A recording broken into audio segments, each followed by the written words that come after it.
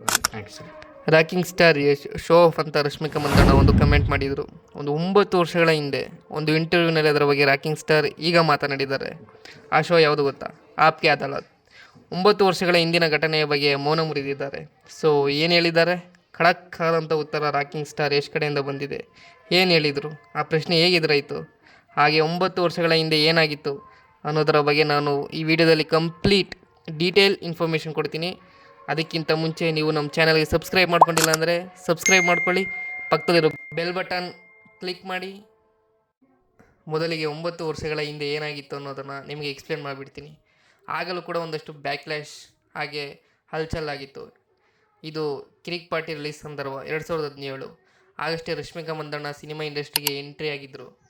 ಒಂದು English ಇಂಟರ್ವ್ಯೂಗೆ rapid ಫೈರಲ್ಲಿ ಕ್ವಶನ್ಗಳು ಹೇಗಿರುತ್ತೆ ಅಂದರೆ, ಈಗ ಸ್ಟೈಲಿಶ್ ಐಕಾನ್ ಹೀರೋ ಯಾರು ಅಂತ ಕೇಳ್ತಾರೆ. ಆಗ ನಾವು ರ್ಯಾಪಿಡಾಗಿ ಆ ಕ್ವಶನ್ಗೆ ಯಾರು ಸೂಟ್ ಆಗ್ತಾರೆ ಆ ಹೀರೋ ಹೆಸರು ಹೇಳಬೇಕು. ಅದೇ ರೀತಿ ಒಂದು ಕ್ವಶನ್ ಬರುತ್ತೆ, ಶೋ ಆಫ್ ಅನ್ನೋ ಪದ, show of. So show of ಅಂತ ಅಂದಾಗ ಯಾರು ಸೂಟ್ ಆಗ್ತಾರೆ ಅದಕ್ಕೆ ಅಂತ ಅಲ್ಲಿ ಒಂದೇನೋ ಗಿಫ್ಟ್ ಹ್ಯಾಂಪರ್ ಏನೋ ಕೂಡ ಇರುತ್ತೆ.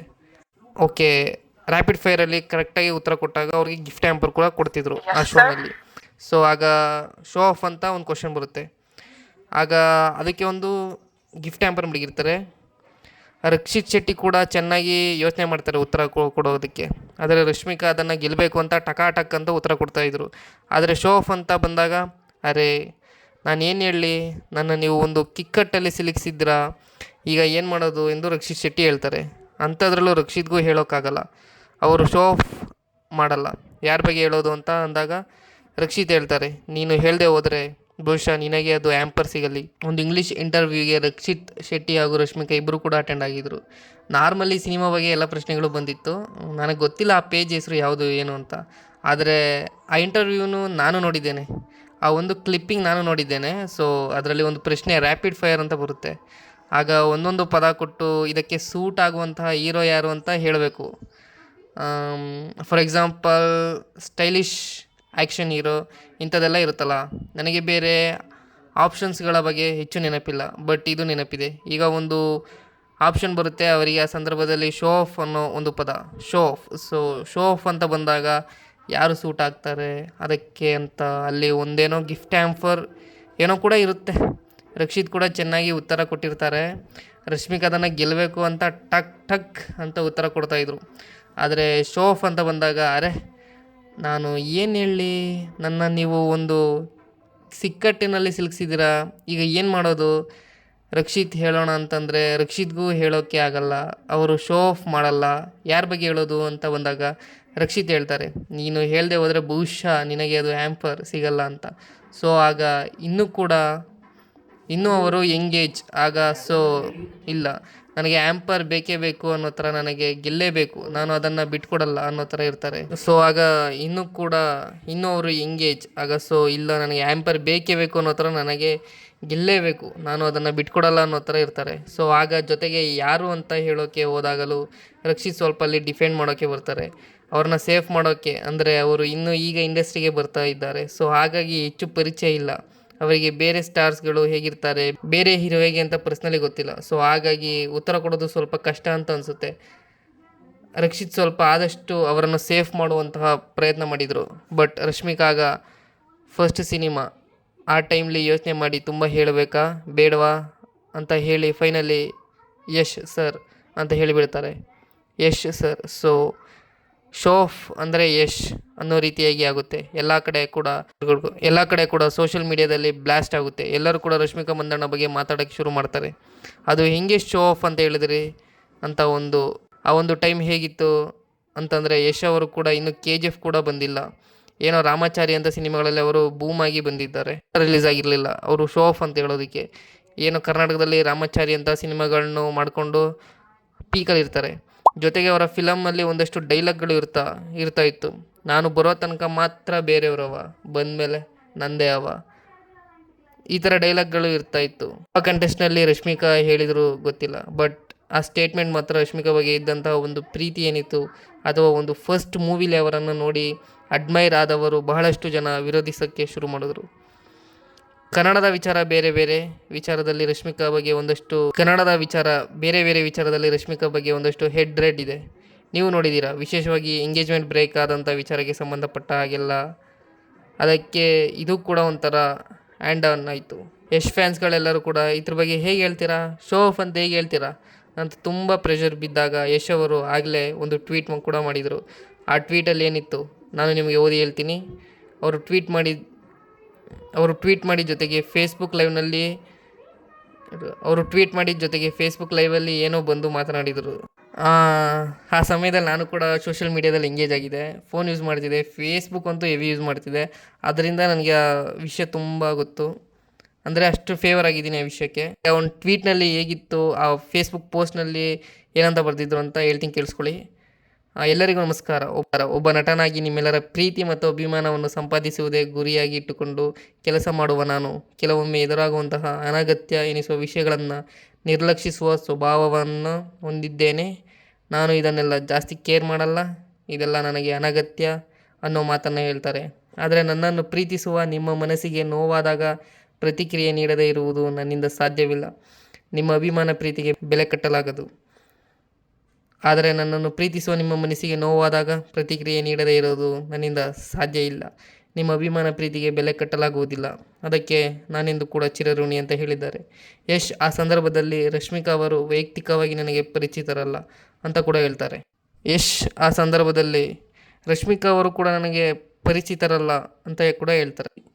ಇದುವರೆಗೂ ಭೇಟಿ ಕೂಡ ನಾನು ಮಾಡಿಲ್ಲ, ಮಾತು ಸಹ ಆಡಿಲ್ಲ.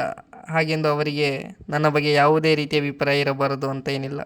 ಅವರ ಅಭಿಪ್ರಾಯ ಅವರದ್ದು, ಅದನ್ನು ಹೀಗೆ ಎಳೆಯುವಂಥ ಕೆಲಸ ಯಾರು ಕೂಡ ಮಾಡಬಾರ್ದು ಅಂತ ಅಭಿಪ್ರಾಯವನ್ನು ಎಲ್ಲರ ಅಭಿಪ್ರಾಯವನ್ನು ಗೌರವಿಸೋಣ. ಒಬ್ಬರ ಅಭಿಪ್ರಾಯ ಇನ್ನೊಬ್ಬರ ವ್ಯಕ್ತಿತ್ವವನ್ನು ನಿರ್ಧರಿಸುವುದಿಲ್ಲ.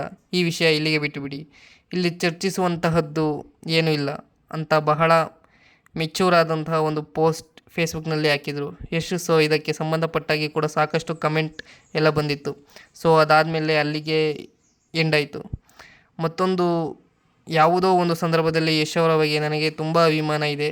ಅದಾದಮೇಲೆ KGF ಕೂಡ ಬಂತು, ಪ್ಯಾನ್ ಇಂಡಿಯಾ ಸ್ಟಾರ್ ಆದರು ಯಶ್. ಅದಾದ ಮೇಲೆ ಪ್ಯಾನ್ ಒಳಗೆ ರೀಚ್ ಆದರು. ನಂತರದೊಂದು ಹಿಸ್ಟ್ರಿ ಬಿಡಿ. ಆದರೆ ಅದಾದಮೇಲೆ ನಾನು ಆಗಲೇ ಹೇಳ್ತಿದ್ದೆ, ರಶ್ಮಿಕಾ ಒಂದು ಯಾವುದೋ ಲೈವ್ ಅಲ್ಲ, ಯಾವುದರಲ್ಲೂ ಬಂದು ನನ್ನ ಯಶ್ ಅವರ ಬಗ್ಗೆ ತುಂಬ ರೆಸ್ಪೆಕ್ಟ್ ಇದೆ, ನಾನು ಆ ಕಾಂಟೆಕ್ಸ್ಟಲ್ಲಿ ಹೇಳಲಿಲ್ಲ, ನನ್ನ ಕ್ಲಿಪ್ಪಿಂಗನ್ನು ತಗೊಂಡು ಎಡಿಟ್ ಮಾಡಿ ಬೇರೆ ಬೇರೆ ರೀತಿಯಾಗಿ ಹೇಳಿದರು. ಸೊ ನನ್ನ ಉದ್ದೇಶ ಅದು ಆಗಿರಲಿಲ್ಲ ಅಂತ ಹೇಳಿದರು. ಆದರೆ ಈಗ ಆಪ್ಕೆ ಅದಾಲತ್ನಲ್ಲಿ ಬರಬೇಕಾದ್ರೆ ರಜತ್ ಶರ್ಮಾ ಅವರು ಒಂದು ಪ್ರಶ್ನೆಯನ್ನು ಕೇಳ್ತಾರೆ. ರಜತ್ ಶರ್ಮಾ ಅವರ ಶೋ ಅಲ್ಲಿ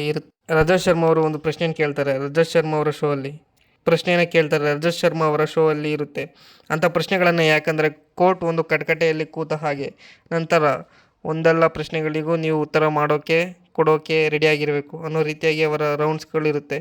ಸೊ ಇದರ ಬಗ್ಗೆ ಕೇಳಿದಾಗ, ನಿಮಗೆ ಹಿಂದೆ ರಶ್ಮಿಕಾ ಅವರು ಈ ಥರದ ಒಂದು ಕಮೆಂಟ್ ಮಾಡಿದರು ಒಂದು ಇಂಟರ್ವ್ಯೂ ಅಲ್ಲಿ, ನೀವು ಶೋ ಆಫ್ ಅಂತ ಏನು ಹೇಳ್ತೀರಾ ಅಂತ ಕೇಳಿದಾಗ ಯಶ್ ಹೇಳ್ತಾರೆ, ಅದಾಗಿ ಆಲ್ಮೋಸ್ಟ್ ತುಂಬ ವರ್ಷಗಳಾಗಿದೆ. ರಶ್ಮಿಕಾ ಮಂದಣ್ಣ ಆವಾಗ ಇನ್ನೂ ನ್ಯೂ ಇಂಡಸ್ಟ್ರಿ.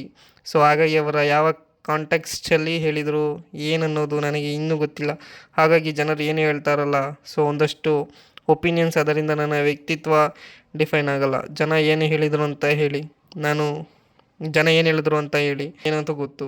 ನಾನು ಬೆಳ್ಕೊಂಡು ಬಂದಿರೋ ರೀತಿ ಅಥವಾ ನನ್ನ ವ್ಯಕ್ತಿತ್ವ ಏನು ಅನ್ನೋದು ನನಗೆ ಗೊತ್ತಿರುತ್ತೆ ಅನ್ನೋದರ ಬಗ್ಗೆ ಬಹಳ ಕ್ಲಿಯರ್ ಕಟ್ಟಾಗಿ ಹೇಳಿದರು. ಜೊತೆಗೆ ಒಂದಷ್ಟು ಇಂಟರ್ವ್ಯೂಗಳ ಬಗ್ಗೆ ಕೂಡ ಅವರು ಮಾತನಾಡ್ತಾ, ಒಂದಷ್ಟು ಬಕ್ವಾಸ್ ಶೋಗಳಿರುತ್ತೆ, ಅದರಲ್ಲಿ ಇಂಥ ಪ್ರಶ್ನೆಗಳು ಕೇಳ್ತಾರೆ, 1, 3, 4 ಆಪ್ಷನ್ ಕೊಟ್ಬಿಡ್ತಾರೆ. ಇದರ ಬಗ್ಗೆ ನೀವೇನು ಹೇಳ್ತೀರಾ, ನಿಮ್ಮ ಒಪಿನಿಯನ್ ಏನು ಅನ್ನೋದು. ಹಾಗಾಗಿ ಏನು ಕೂಡ ಹಾಗೆ ಮಾಡೋಕ್ಕಾಗಲ್ಲ. ಕೆಲವೊಂದು ಸಲ ಒಂದು ಸಿಚುವೇಶನ್ಗೆ ಹೇಳ್ಬಿಟ್ಟಿರ್ತಾರೆ, ನಂತರ ಅದರ ಆಫ್ಟರ್ ಎಫೆಕ್ಟ್ಸ್ ಗೊತ್ತಾದಾಗ ಕೂಡ ಹೇಳಿದರು. ಸ್ಪೆಷಲಿ ಏನೇನಾಯಿತು ಅನ್ನೋದರ ಬಗ್ಗೆ ನಾನು ರೀಡ್ಔಟ್ ಮಾಡಿ ಹೇಳ್ತೀನಿ ಅವರು ಏನು ಹೇಳಿದರು ಅಂತ. I don't know in what sense she spoke or where they she's there's some bakwas TV where the interviews give 3 to 4 options. So ये लड़की सोचा है ಆಕ್ಷನ್ से सूट ಹೋಗಿ ಬಹುತ್ ಸಾರೆ ಡೈರೆಕ್ಟರ್ಸ್ ಆಪ್ಟೆ ಹೋಗಿ ಆ ಸಂದರ್ಭದಲ್ಲಿ ಅಫೆಂಡ್ಸ್ ಆದರು. I personally feel that's okay, that's somebody's opinion, that's what I wrote ಅಂತ. Anybody can give an opinion about you, but somebody's opinion will not be my personality. So जो मैं हूँ किसी से ನಜರಿಯಾ ಸೆ ನಹಿ ಬದಲ್ತ್ ಹೈ, ಮೇ ಜೋ ಹೂ ಮೇ ಹೂ ಅಂತ ಯಶ್ ಹೇಳಿದ್ದಾರೆ. ಸೊ ಈ ಥರ if you don't respect another actor then you are not my fan ಅಂತ ಕೂಡ ಅವರು ಕಮೆಂಟ್ ಅಂದರೆ ಹೇಳಿದ್ದಾರೆ. ಅಂದರೆ ಯಾರಾದರೂ ಬೇರೆ ಆ್ಯಕ್ಟರ್ಸ್ಗಳನ್ನ ನೀವು ಅಬ್ಯೂಸ್ ಮಾಡೋದು, ಕೆಟ್ಟ ಶಬ್ದಗಳನ್ನು ಬಳಸಿದರೆ ನೀವು ನನ್ನ ಅಭಿಮಾನಿ ಆಗಿರೋದಕ್ಕೆ ಸಾಧ್ಯ ಇಲ್ಲ. ಎಲ್ಲರನ್ನು ಗೌರವಿಸಬೇಕು. ಕೆಲವೊಂದು ಸಲ ಇಂಥ ಸ್ಟೇಟ್ಮೆಂಟ್ ಬರುತ್ತೆ. ಸೊ ಅದನ್ನೆಲ್ಲ ತುಂಬ ಸೀರಿಯಸ್ ಆಗಿ ತಗೊಂಡು ಅವರ ಕಮೆಂಟ್ ಸೆಕ್ಷನ್ಗೆ ಹೋಗಿ ಅಥವಾ ಅವರಿಗೇನಾದರೂ ಅವರ ಬಗ್ಗೆ ಪೋಸ್ಟ್ ಮಾಡೋದು, ಈ ಥರದ್ದು ಪೋಸ್ಟ್ ಮಾಡೋ ರೀತಿ ಏನು ಮಾಡಬೇಡಿ. ಇನ್ನೊಬ್ಬ ಆ್ಯಕ್ಟರ್ಸ್ಗೂ ಕೂಡ ರೆಸ್ಪೆಕ್ಟ್ ಕೊಡಿ ಅಂತ ತುಂಬ ಮೆಚ್ಯೂರಾಗಿ ರಾಕಿಂಗ್ ಸ್ಟಾರ್ ಯಶ್ ಹೇಳಿದರು. ಯಶ್ ಅವರ ಮಾತುಗಳು ನನಗೆ ಇತ್ತೀಚಿನ ಆಲ್ಮೋಸ್ಟ್ ವರ್ಷಗಳಲ್ಲಿ KGF ನಂತರ ಅದಕ್ಕೆ ಮುಂಚೆ ಕೂಡ ಅವರು ಮಾತನಾಡಿದ್ದು ನಾನು ಗಮನಿಸಿದ್ದೇನೆ. ಬಟ್ ದಿ ವೇ ಅವರು ಮೆಚ್ಯೂರ್ ಆಗಿರುವಂಥ ರೀತಿ ಹೇಗೆ ಆಗಿದ್ದಾರೆ, ಒಬ್ಬ ವ್ಯಕ್ತಿಯಾಗಿ ತುಂಬ ಇಷ್ಟ ಆಗುತ್ತೆ. ಪ್ರತಿಯೊಂದು ಹಂತದಲ್ಲಿ ಅನಿಸ್ತಾ ಇತ್ತು, ಯಶ್ ಎಲ್ಲೋ ಆ ಯಶಸ್ಸಿನ ಅಲೆಯಲ್ಲಿ ತೇಲ್ತಾ ಇದ್ದಾರೆ. ಒಂಥರ ಕೆಲವು ಅನಿಸುತ್ತಲ್ಲ, ಒಂದು ಸಲ ಸಕ್ಸಸ್ ಸಿಕ್ಬಿಟ್ರೆ ಅದನ್ನು ಹ್ಯಾಂಡಲ್ ಮಾಡೋಕ್ಕೆ ಆಗ್ತಿಲ್ಲ ಅಂತ. ಬಟ್ ಆಫ್ಟರ್ KGF ಯಶ್ ಮತ್ತೊಂದು 2.2 ನಾವು ನೋಡ್ತಾ ಇದ್ದೀವಿ. ನಮಗೆ ಇನ್ಸ್ಪಿರೇಷನ್ ಆಗ್ತಾಯಿದೆ. ಓಕೆ, ಈ ಥರ ಒಂದು ಕನಸು ಇಟ್ಕೊಳ್ಬೇಕು, ಯಾವುದು ಕೂಡ ಸಾಧ್ಯ ಅಲ್ಲ. ಆ ಯಶಸ್ಸಿನ ಹಿಂದೆ ಬೆನ್ನತ್ತಬೇಕು. ಎಲ್ಲ ಗುರಿ ಮುಟ್ಟೋ ಕಡೆ ನಮ್ಮ ಶ್ರಮ ಇರಬೇಕು. ಎಫರ್ಟ್ಸ್ ಇದ್ದರೆ ಜೊತೆಗೆ ಅದೃಷ್ಟ ಕೂಡ ಕೈ ಜೋಡಿಸಬೇಕು. ಎಲ್ಲವೂ ಕೂಡ ಆನ್ ಟೈಮ್ ನಿಮಗೆ ಸಾಥ್ ಕೊಟ್ಟರೆ ನಿಜಕ್ಕೂ ನಾವು ಇನ್ನೊಂದು ಲೆವೆಲ್ಗೆ ಹೋಗಬೇಕು ಅಂತ. So after long time Rashmika ಅವರ ಈ ಒಂದು ಕಮೆಂಟ್ ಬಗ್ಗೆ ಅವರು ಹೇಳಿದ್ದಾರೆ. ಆಲ್ಮೋಸ್ಟ್ ಅವರು ಕೂಡ ರಶ್ಮಿಕಾನು ಇನ್ನೊಂದು ಲೆವೆಲ್ಗೆ ಹೋಗಿದ್ದಾರೆ. ಈಗ ಇನ್ನೊಂದು ಕಡೆ ಯಶ್ ಕೂಡ ಈಗ ಪ್ಯಾನ್ ವರ್ಲ್ಡ್ ಲೆವೆಲ್ಗೆ ಹೋಗುವಂಥ ಹಂತಕ್ಕೆ ಬಂದಿದ್ದಾರೆ ಟಾಕ್ಸಿಕ್ ಮೂಲಕ. ಸೊ ಇದು ಆಲ್ಮೋಸ್ಟ್ ಒಂದು 9 ವರ್ಷಗಳ ಹಿಂದೆ ಆದಂಥ ಘಟನೆ. ಅದರ ಬಗ್ಗೆ ಯಶ್ ಈಗ ರಿಯಾಕ್ಟ್ ಮಾಡಿರೋದು ಮತ್ತೊಮ್ಮೆ ಸೋಷಿಯಲ್ ಮೀಡಿಯಾದಲ್ಲಿ ವೈರಲ್ ಆಗ್ತಾಯಿದೆ. ಮೇ ಬಿ ಅಲ್ಲಿ ಒಂದು ಸುಖಾಂತಿ ಆಗಿದೆ ಅಂತ ಅನ್ಕೋತೀವಿ. ಅವತ್ತು ಆ ಟೈಮಲ್ಲಿ ಹೇಳಿದ್ರು ಗೊತ್ತಿರಲಿಲ್ಲ. ಮೇ ಬಿ ಅಲ್ಲೊಂದು ಸುಖಾಂತಿ ಆಗಿದೆ ಅಂತ ಅನ್ಕೋತೀನಿ. ಅವತ್ತು ಆ ಟೈಮಲ್ಲಿ ಹೇಳಿದ್ರು ಗೊತ್ತಿರಲ್ಲ, ಆ ಏಜ್ ಆ ಥರ ಇತ್ತು. ಬಟ್ ಇವಾಗ ಇಬ್ಬರು ಕೂಡ ಒಂದು ಡಿಫ್ರೆಂಟ್ ಲೆವೆಲ್ಗೆ ಹೋಗ್ತಾ ಇದ್ದಾರೆ. So that's it. ನಮಸ್ಕಾರ.